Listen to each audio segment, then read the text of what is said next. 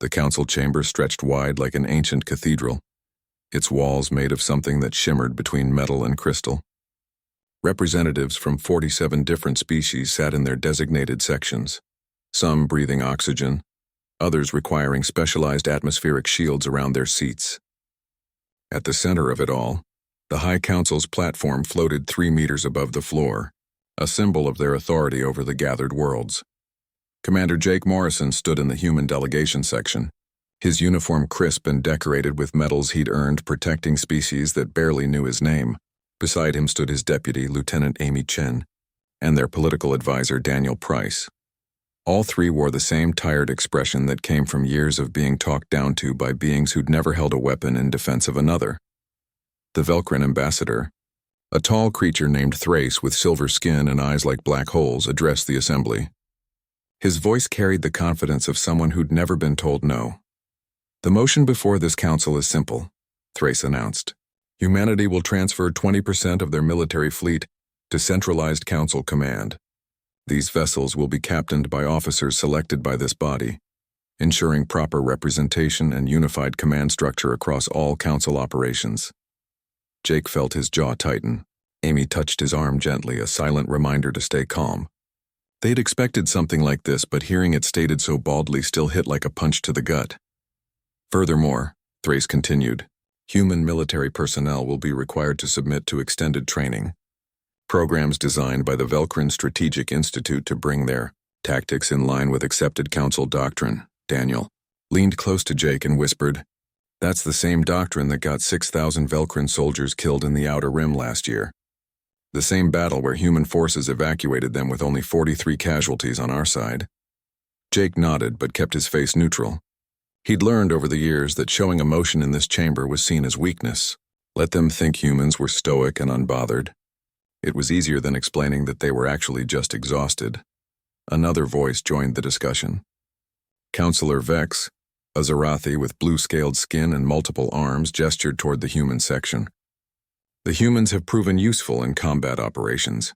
However, their independent command structure creates inefficiencies. This proposal streamlines our defensive capabilities." Useful. That word hung in the air like a bad smell. Jake had heard it 1,000 times in 1,000 different ways. Humans were useful, convenient, handy to have around when dangerous work needed doing. The debate continued for another hour. Species after species stood to voice their support for the proposal. The Andorians praised it as progressive. The Tarvans called it fair. The smaller species stayed silent as they usually did, afraid to offend the larger powers. Finally, Jake was given permission to speak. He descended the steps to the central floor, aware that every eye in the chamber was on him. Some looked at him with mild curiosity, others with poorly concealed contempt. None looked at him with respect. "Honored Council," Jake began, keeping his voice level. "Humanity has served alongside the Council forces for 40 years. In that time, human personnel have participated in 317 major military operations. We've helped rebuild 42 worlds after natural disasters. We've provided medical aid to 63 different species." He paused, pulling up a holographic display from his wrist device. Numbers floated in the air, cold and undeniable. Human forces comprise 18% of total Council military strength, yet we have taken 70% of all combat casualties over the past decade. We receive 12% of Council economic benefits despite contributing 26% of the operational budget, when you factor in equipment, training, and personnel costs. Thrace interrupted. "Commander Morrison, these numbers are irrelevant to the discussion at hand." "Are they?" Jake asked. "Because it seems relevant to ask what humanity receives in exchange for our service. Our colonies receive no special trade status. Our votes in this chamber carry no more weight than species who contribute nothing to Council defense. We're asked to send our sons and daughters to die, and in return we're called useful." The chamber went quiet. Amy closed her eyes, knowing what was coming. Daniel simply watched his commander with something like pride. "If I may respond," Thrace said, his voice taking on a sharp edge. "Humanity sought membership in this council. You were granted that privilege despite being a young species with limited technological advancement. Your military contribution is simply the price of proving yourselves worthy of the seat you occupy." "We've proven ourselves," Jake said quietly, "over and over in blood and sacrifice. And it's never enough." Vex spoke up, his multiple hands gesturing in what might have been conciliation. "Commander, surely you understand that all member species must contribute according to their capabilities. Humanity's capability is military strength. The Zarathi provide technological research. The Velkrin offer administrative excellence. Each species serves the whole." Jake looked up at the High Council platform, at the comfortable seats occupied by beings who'd never missed a meal or lost sleep, wondering if their friends would come home from the latest crisis. "Then I have a question for this council," Jake said. "If humanity withdrew from council operations entirely, how long would your current defensive structure survive?" The silence that followed was profound. Several councilors shifted uncomfortably. Thrace's black eyes narrowed dangerously. "That sounds remarkably like a threat, Commander," Thrace said. "It's a question," Jake replied. "One you should be able to answer if our contribution is as minor as you suggest." Thrace stood to his full height, which was considerable. "Humanity should remember that they are junior members of this council. Your species is useful, Commander Morrison, but ultimately expendable labor. Any species with sufficient aggression could fill your role. Do not mistake necessity for irreplaceability. Expendable labor." The words echoed through the chamber. Jake saw several of the smaller species representatives look down, unable to meet his eyes. Even some of the larger powers seemed uncomfortable, though none spoke up to contradict Thrace. Amy's hand had moved to her sidearm, not threateningly, just a reflexive gesture that Jake recognized. He shook his head slightly. "Not here. Not now." "Thank you for clarifying the council's position," Jake said. His voice was calm, but something in his eyes had changed. "Humanity will take your words under advisement." He returned to the human section without waiting for dismissal. Amy and Daniel followed. Behind them, the council continued their debate, moving toward an inevitable vote that would pass with overwhelming support. That evening, in the secure human delegation compound, Jake Morrison sat at his desk and composed a message to Earth. His hands didn't shake. His voice didn't waver when he recorded it. Recommendation: complete withdrawal from Galactic Council. Effective immediately. They don't value us as partners. They see us as tools, and I'm done being used. He sent the message through encrypted channels and then sat back in his chair, staring at the alien sky visible through his window. Somewhere out there, humans were standing watch over worlds that despised them. Somewhere out there, human ships were patrolling trade routes for merchants who considered them beneath notice. Not for much longer. 3 months after the last human transport left Council space, the first real crisis hit. It started in the Outer Rim, where the Turvan mining colonies had operated peacefully for decades, protected by regular human patrols that had kept the Krill marauders in check. The Krill were opportunists, a loose federation of pirate clans who'd learned over the years that hitting human-protected targets meant swift and overwhelming retaliation. They'd adapted by keeping their raids small and infrequent, targeting only unprotected or lightly defended sites. But now their scouts reported something interesting. The human ships were gone. The attack came at dawn on Turvan Colony 7, a mining settlement with 12,000 inhabitants. 15 Krill ships descended on the unprepared colony, overwhelming the minimal local defense force within hours. They stripped the mineral refineries, looted supply depots, and took hostages for ransom. By the time they left, 3,000 colonists were dead or missing. The distress call reached Council headquarters 40 minutes after the attack began. Emergency protocols written during the human era called for immediate military response. Defense fleets were supposed to arrive within hours, engage the attackers, and secure the area. Commander Zolth received the alert in the Andorian sector, where his Velkrin fleet had taken over patrol duties from Captain Daniel Price. He reviewed the situation with his tactical officers, consulting the strategic doctrines they'd learned at the Velkrin Institute. "The Krill will likely retreat to the asteroid fields in the Gamma region," Zolth announced confidently. "We'll plot an intercept course and engage them there. Standard pursuit tactics." His second officer, a younger Velkrin named Thorn, hesitated. "Sir, the human documentation suggests immediate response to Krill attacks. They note that the pirates typically scatter if confronted quickly, but become harder to track if given time." Zolth's expression hardened. "Lieutenant, we're not humans. We use proper tactical analysis, not reckless rushing into combat. Plot the course I specified." The Velkrin fleet arrived at Turvan Colony 7 2 weeks later. The pirates were long gone, scattered across a dozen different systems. The colony was in ruins, its survivors desperate and angry. Local representatives demanded to know why the response had taken so long. Human forces used to arrive within a day, one Turvan official said, her voice shaking with grief and rage. You had 2 weeks. Zolth tried to explain the complexities of proper military operations, but the colonists weren't interested in explanations. They wanted their dead back. They wanted their stolen resources recovered. Neither could be provided. The Velkrin fleet pursued the Krill raiders, engaging them in 3 separate skirmishes over the next month. Each battle resulted in heavy Velkrin casualties. The pirates fought with vicious efficiency, using tactics they developed over decades of conflict with humans. Zolth's crews, trained in the academy but inexperienced in real combat, struggled with the chaos and speed of pirate warfare. After the 3rd engagement, which cost Zolth 7 ships and 300 personnel, the Velkrin commander was forced to report a painful truth to the council. The Krill marauders had killed more council personnel in 3 months than they had in the previous 5 years combined. Meanwhile, on Council Station 7, Administrator Qual was discovering that documentation wasn't the same as experience. The station's life support system had developed a rhythmic fluctuation that nobody could explain. The main air recyclers would work perfectly for 3 hours, then efficiency would drop by 15% for 20 minutes before returning to normal. Qual's engineering team spent weeks troubleshooting. They consulted the human manuals, followed every procedure exactly, and tested every component. Everything checked out as functional. But the fluctuation continued, slowly getting worse. 3 hours became 2 hours. 20 minutes became 40. There must be something we're missing, Qual muttered, staring at the diagnostic screens for the 100th time. The humans never reported this problem. His chief engineer, a Velkrin named Koss, pulled up maintenance logs from when Lieutenant Amy Chen had run operations. Sir, look at this. The humans performed something called preventive calibration on the air recyclers every 72 hours. It's not in any manual. It's just listed in their duty logs. What does this calibration involve?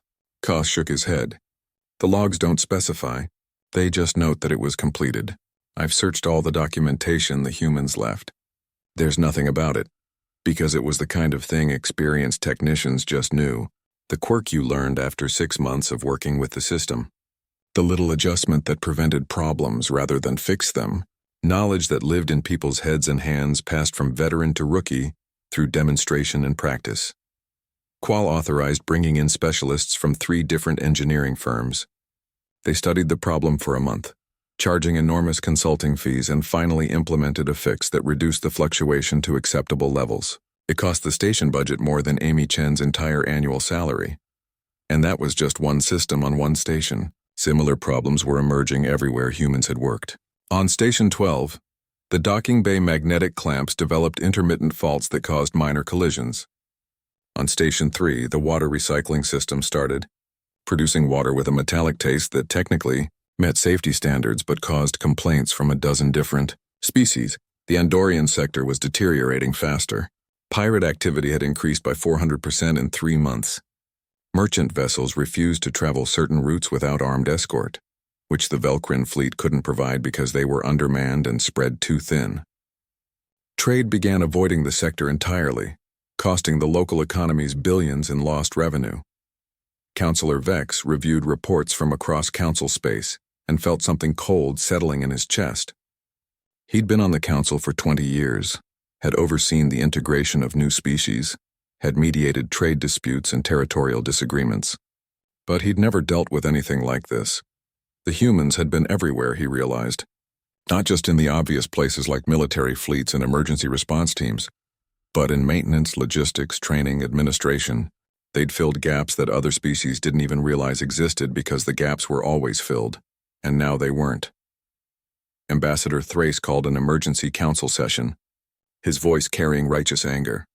This is clearly a coordinated sabotage effort by humanity. They've deliberately undermined our infrastructure and left our borders vulnerable. I propose we formally charge Earth's government with crimes against the Council and impose economic sanctions. Several councillors murmured agreement. It was easier to blame human sabotage than to admit they'd been wrong. But Vex stood, his multiple arms gesturing for silence. With respect, Ambassador Thrace, I've reviewed every incident report from the past 3 months. The humans left all systems functional. They provided extensive documentation.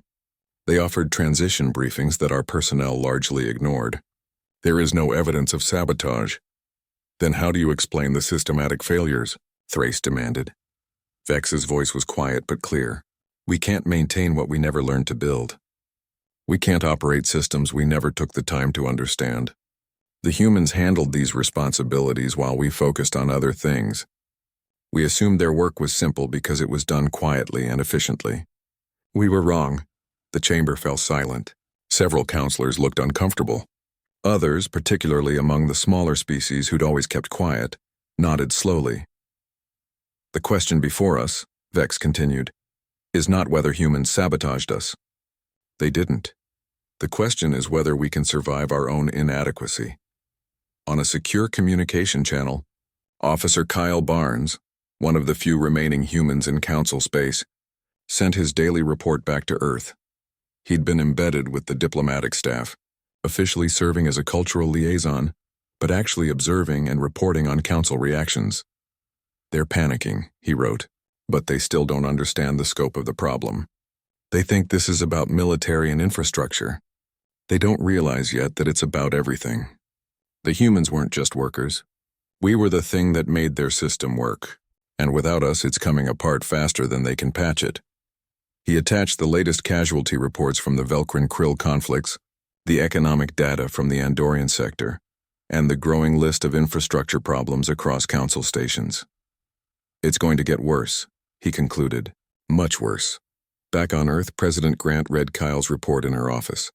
She felt no satisfaction in being proven right. Just a tired sadness for a situation that never should have happened. The Council had had friends in humanity. Real friends who'd have stood by them through anything. They'd chosen to treat those friends as expendable labor. Now they were learning the cost of that choice. The message from Earth arrived 48 hours later, encoded and brief.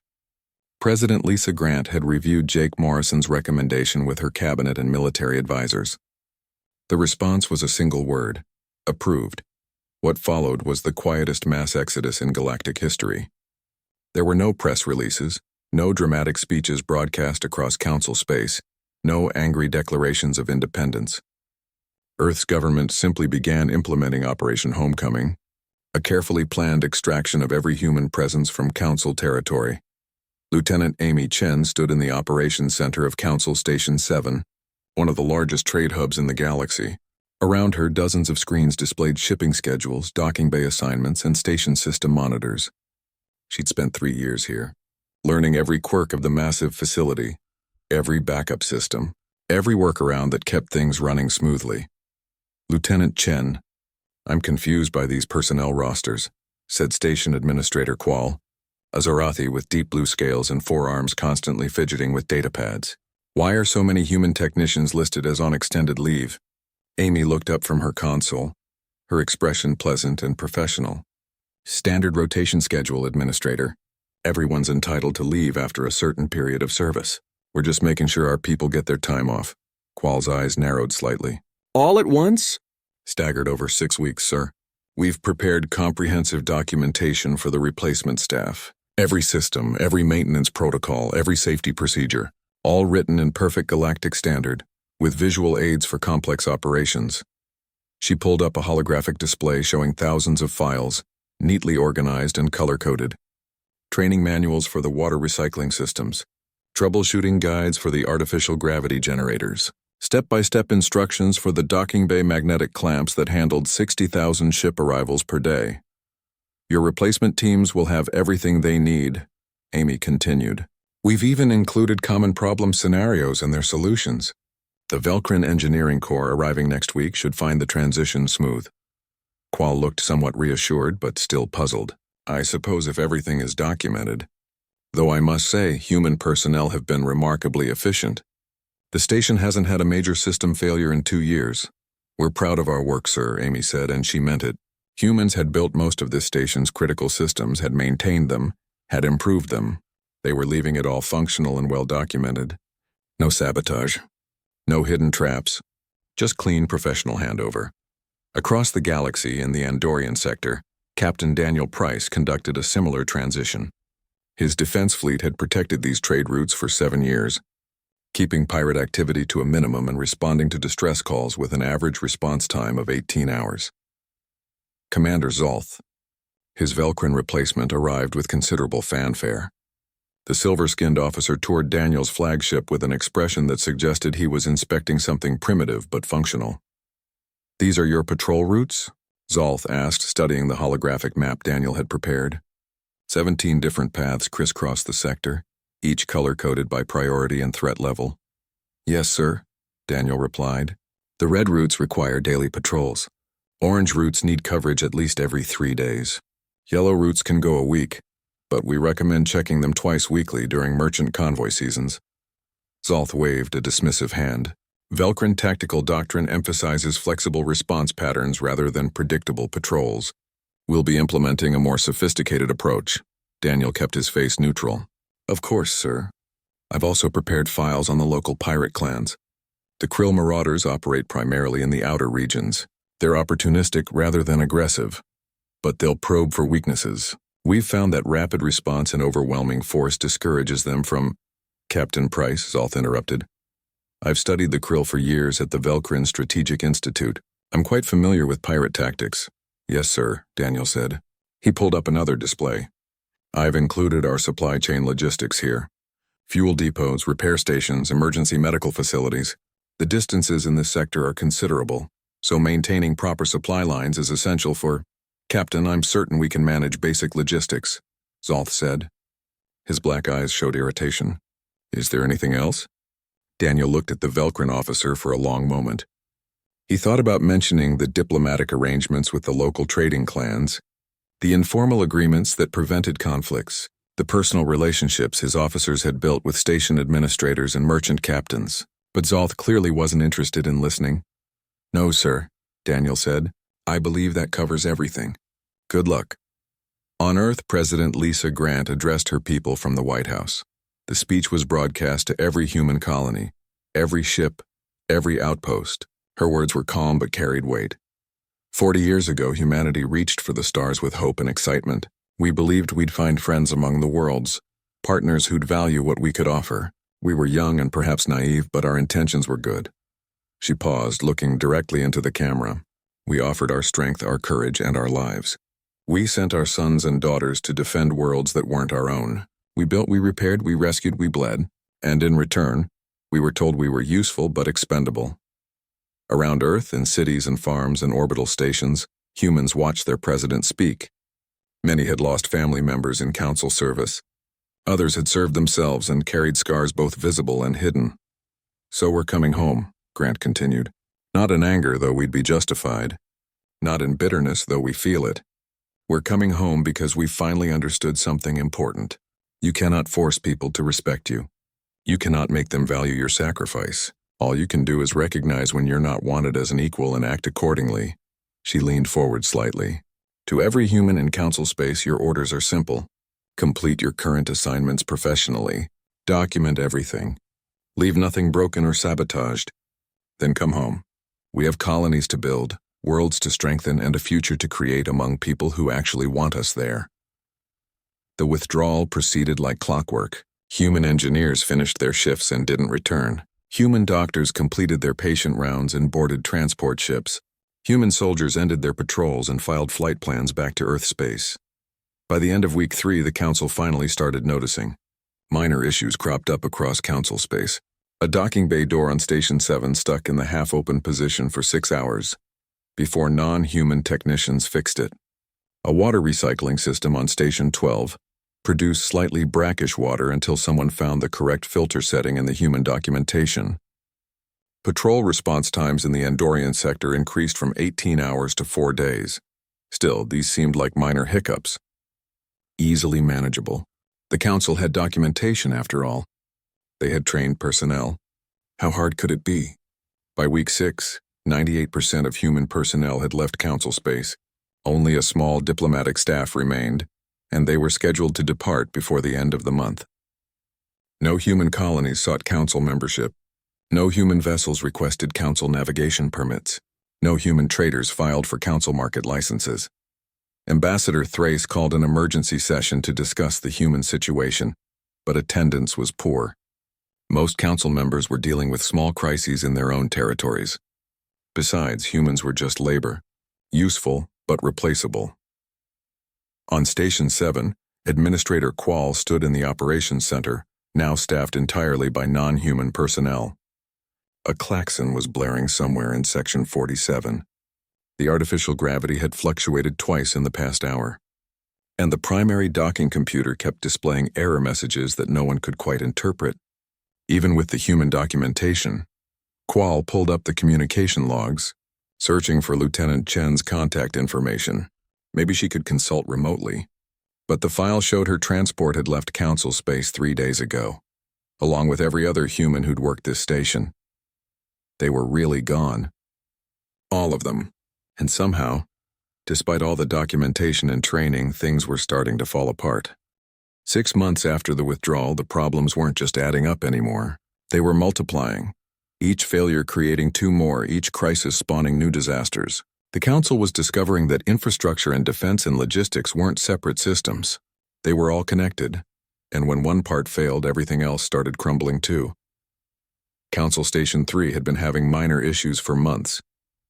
Flickering lights, doors that stuck, computer systems that needed rebooting more often than they used to.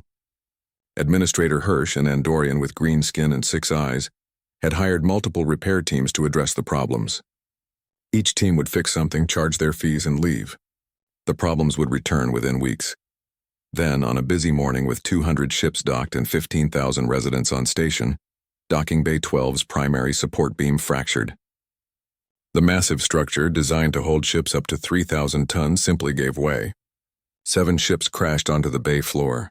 The impact ruptured fuel lines, causing a fire that spread through 3 sections before being contained. 87 people died. Hundreds more were injured, and the investigation revealed something that made Hirsch's blood run cold. The support beam had been showing microscopic stress fractures for at least 2 years. Regular inspections should have caught it. But the inspection schedule had been disrupted during the human withdrawal, and when new inspectors took over, they'd missed the warning signs. The human engineer who used to run these inspections, Hirsch said to his deputy, pulling up old files. Her name was Susan Park. She ran structural inspections every week, with detailed reports on every beam, every joint, every critical component. He pulled up the current inspection reports. They were done monthly now, not weekly, and they were shorter, simpler documents that checked off items on a list without the detailed notes Susan used to provide. She wrote things like, Bay 12, Beam 7 showing early stress markers. Recommend monitoring 3 months before she left. And beam tension reading slightly elevated. Recalibrating sensors. She was tracking problems before they became critical. His deputy looked at the current reports, which just said structural integrity, acceptable with no details, no context, no awareness of the slowly developing disaster. We need to implement her system across all stations, Hirsch said. But finding people with Susan's experience and dedication was proving impossible. She'd worked on Council Station 3 for 8 years, learning every quirk of the aging structure. The replacements rotated in and out, never staying long enough to develop that deep familiarity. The refugee crisis was getting worse too. The Turvan colonies, devastated by repeated krill raids, were evacuating. Millions of Turvans fled to Council Core worlds, bringing nothing but what they could carry. They needed housing, food, medical care, and jobs. The Council's Humanitarian Response Corps, which had been 80% human personnel, barely existed anymore. A few volunteers from various species tried to coordinate relief efforts, but they lacked the training, resources, and organizational systems that humans had built over decades. Katie Ross, who'd run humanitarian operations for the Council's northern sector, had created databases tracking everything: where refugees were going, what skills they had, which relief organizations were working where, what supplies were needed. She'd coordinated with local governments, arranged temporary housing, set up medical clinics, and somehow made it all work smoothly. Her replacement was a well-meaning Zarathi named Sev who'd never done humanitarian work before. He tried using Katie's databases but didn't understand how they interconnected. Refugee families got split up because the housing database wasn't properly linked to the family registry.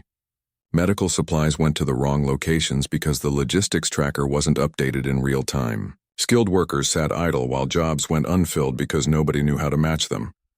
Sev worked 18-hour days trying to fix things, and the situation kept getting worse. After 3 months, he had a nervous breakdown and had to be hospitalized. His replacement lasted 6 weeks before quitting. The third administrator simply refused the position entirely. The trade routes were collapsing too. Human merchant vessels no longer operated in council space, and they'd been providing 60% of bulk transport services. The ships that remained couldn't handle the volume. Prices for basic goods skyrocketed. Food that used to cost 1 credit now cost 5. Medicine became scarce. Industrial materials needed for manufacturing sat in warehouses because there weren't enough ships to move them. On the planet Zarth, factories started closing because they couldn't get raw materials. Workers lost their jobs. Unemployed workers couldn't buy food. Protests erupted in 3 major cities, then turned into riots. The local government called for council peacekeeping forces. But those forces were stretched thin, dealing with pirates and border threats. The Sarkathi Collective, a hostile empire that humans had kept in check through constant border patrols and aggressive deterrence, noticed the council's weakness.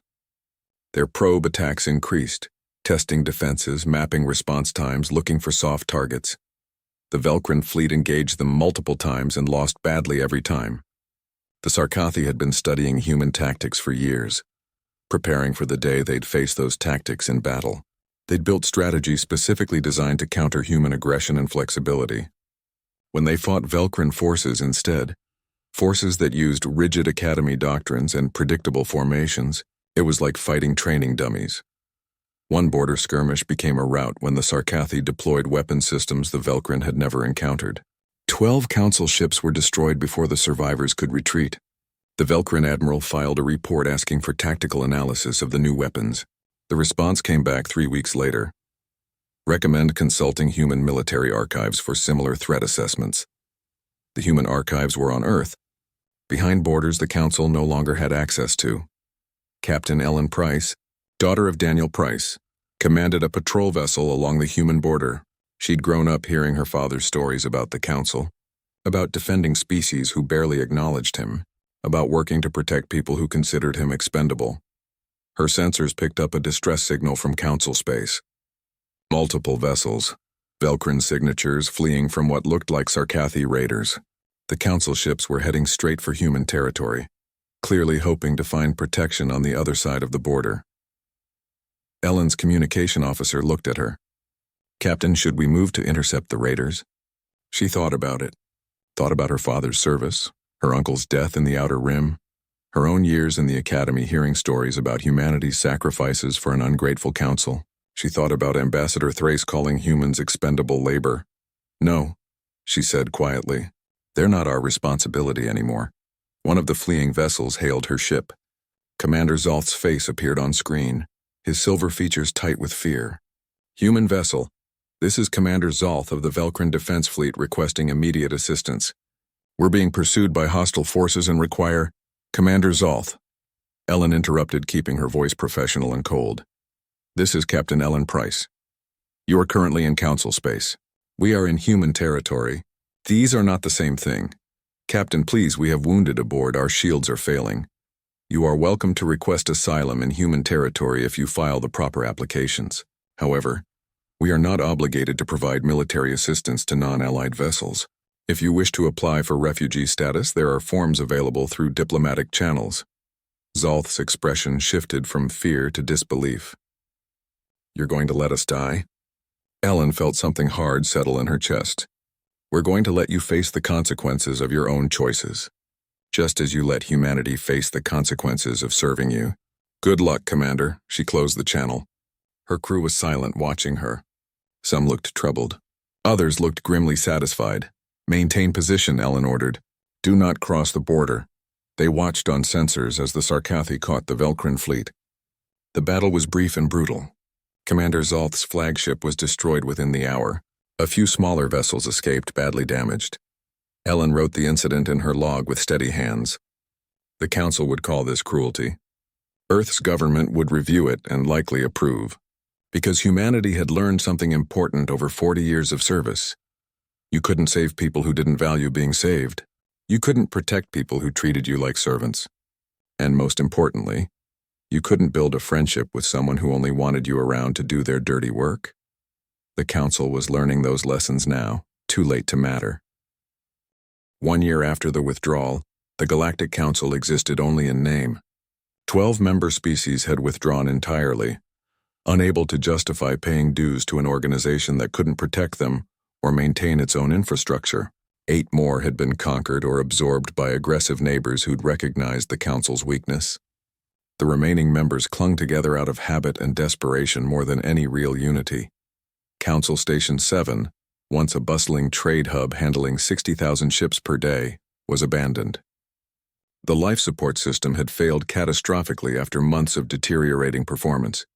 Administrator Qual had evacuated the station in an emergency operation that turned chaotic when the docking bays malfunctioned. 23 people died in the evacuation itself. The station now drifted silent and dark, a tomb of failed maintenance and ignored warnings.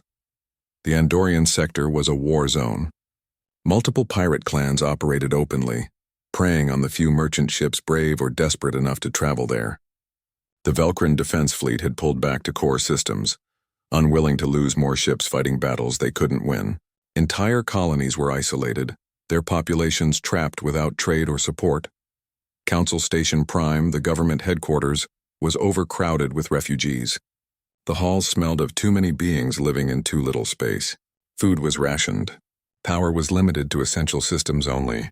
The Grand Chamber, where Ambassador Thrace had once declared humans expendable, now held emergency housing for displaced families. Earth, meanwhile, had thrived. Without the burden of defending ungrateful allies, humanity poured resources into their own worlds. New colonies spread across previously unexplored systems. Trade partnerships formed with independent species who'd never joined the Council. Species who appreciated what humanity offered and paid fair value for it. Human space expanded carefully, deliberately avoiding Council remnants.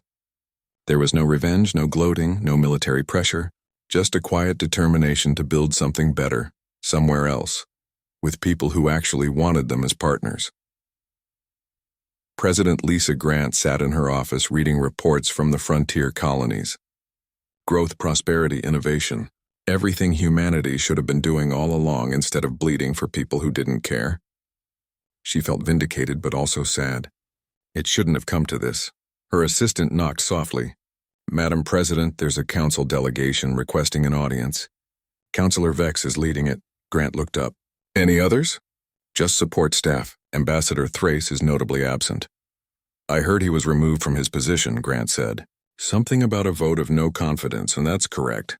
He's currently under investigation for mismanagement of council resources. Several other High Council members resigned as well." Grant nodded slowly. "Show them in." Councilor Vex entered the office looking diminished. His blue scales had lost their luster. His multiple arms, usually so animated, hung limp. He'd aged visibly in the past year, carrying the weight of a civilization's collapse on his shoulders. Commander Jake Morrison stood beside Grant's desk, his uniform still crisp, his expression unreadable. Lieutenant Amy Chen was there too, now a captain with decorations from the frontier colonies. They'd both been on the human side of things from the beginning. They deserved to be here for whatever came next. "President Grant," Vex said, his voice quiet and formal. "Thank you for agreeing to see us. Please sit," Grant said, gesturing to the chairs arranged before her desk. "Can we offer you refreshments?" "We're fine, thank you." Vex settled into a chair designed to accommodate his physiology. His 3 companions, junior diplomats Grant didn't recognize, remained standing by the door. Silence stretched for a moment. Vex seemed to be gathering his thoughts, or perhaps his courage. "I'll be direct," he finally said. "The Council is dying.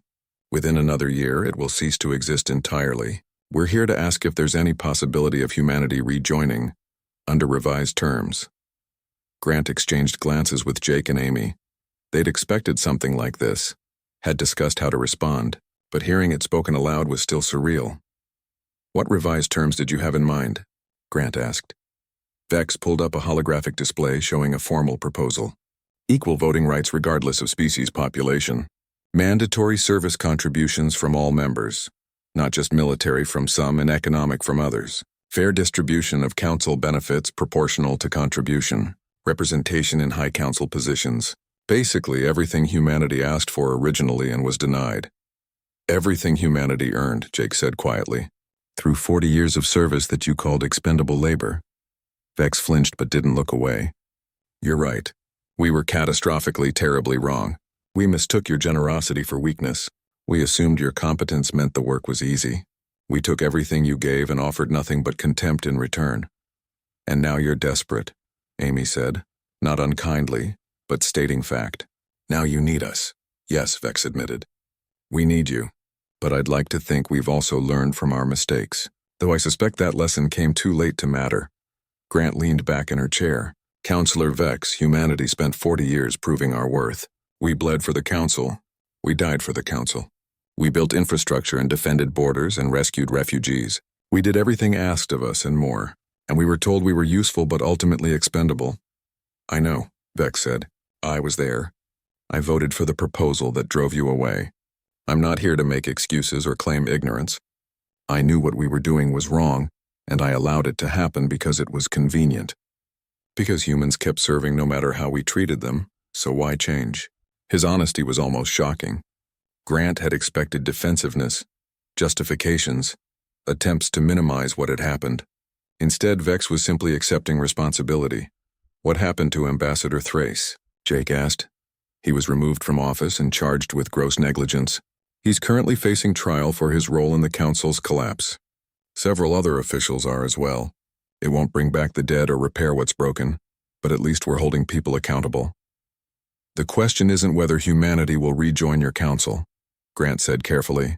The question is whether your council will survive long enough to matter. And frankly, Counselor, I'm not sure it should. Vex nodded slowly. Perhaps you're right. Perhaps what we built was fundamentally flawed from the start. An organization where some species did all the work while others took all the credit was never going to last. We'll offer humanitarian aid, Grant said after a moment, to refugee populations, to worlds in crisis, to species caught in the collapse through no fault of their own. We're not monsters. We won't let innocents suffer just because their leaders were fools. Thank you, Vex said. We'll also sell supplies at fair market rates, Grant continued. Food, medicine, industrial materials. And we'll provide training for your engineers and military personnel for appropriate compensation. We're willing to help the council survive if it chooses to. But you won't be our soldiers anymore, Vex said. No, Jake said firmly. We won't be anyone's soldiers but our own. We won't be the emergency response team for people who can't be bothered to learn how to help themselves. We won't bleed for people who think our blood is cheap. Amy added, if you want humanity's friendship, Counselor, you need to earn it. Real friendship between equals built on mutual respect. Not the kind where we do everything while you take credit. What would it take? Vex asked. For humanity to consider a genuine alliance? Not membership in our council, but perhaps a mutual defense pact? A trade agreement? Something that acknowledges we're partners, not masters and servants? Grant considered. She looked at Jake and Amy, reading their expressions. They'd talked about this late into the night, discussing what humanity's relationship with the galaxy should look like going forward. Genuine equality, Grant said. Genuine respect. And genuine consequences for those who forget the first two. We're not interested in being junior partners or doing the heavy lifting while others reap benefits. If you want humanity's friendship, prove you deserve it. And if we can't? Vex asked. Then you'll face your deeds alone, Jake said simply. Just as you are now. Vex sat quietly for a long moment, absorbing their words. Finally, he stood, his diplomatic companions following his lead. Thank you for your honesty, President Grant. Commander Morrison, Captain Chen.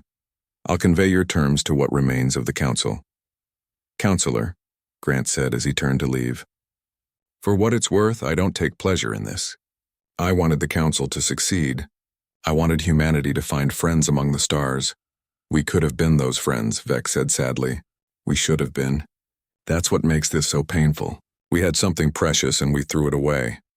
After the delegation left, Grant, Jake, and Amy sat in silence for a while. Do you think they'll change? Amy finally asked.